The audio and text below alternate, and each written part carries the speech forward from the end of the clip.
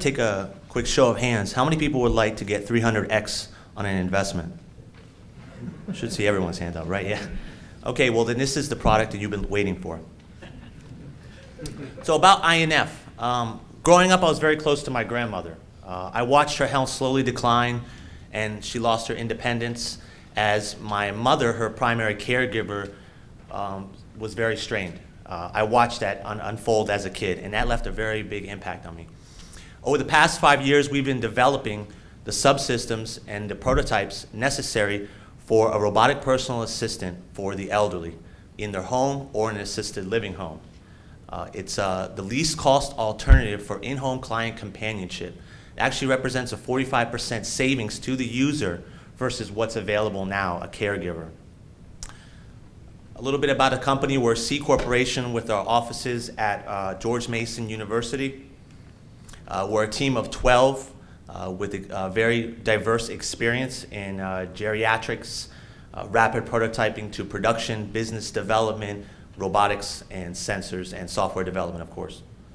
So what's the problem? We have this increasing number of seniors. Currently, there are 40 million. In the next decade, that's going to double.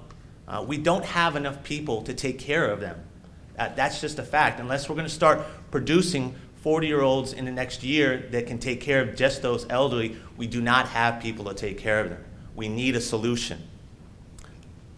90% of those people, the vast majority, all want to stay in their home. My grandmother wanted to stay in her home for as long as possible, until one day when she fell and it took 2 days for her to be discovered. Okay?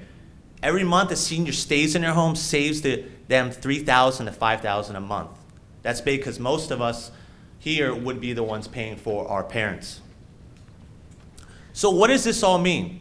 This is something we refer to as the perfect storm.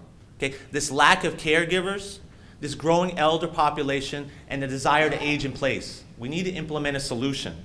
And that solution is our product, a mobile robot that will assist the elderly with minor tasks, but more importantly, be that companion for the majority of elderly who live at home alone.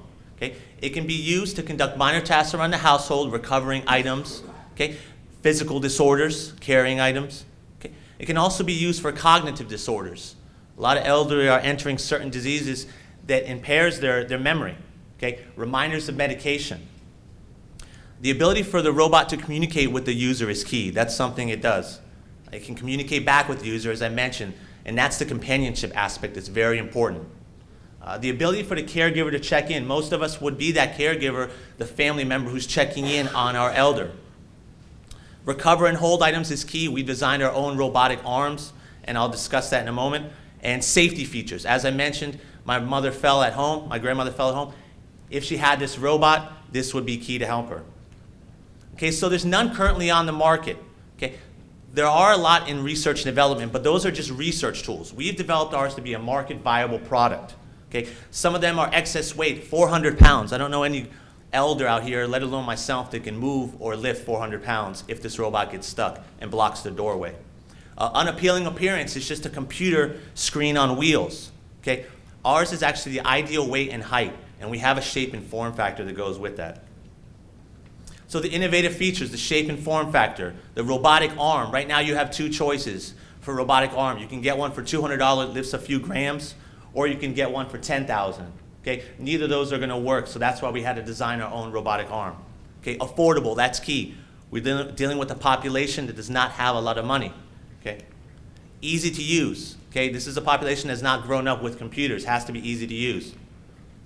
Other potential markets, disabled veterans, okay, and disabled individuals. That's something we've identified. This isn't a one-trick pony. It can serve multiple segments of population. So where are we currently right now?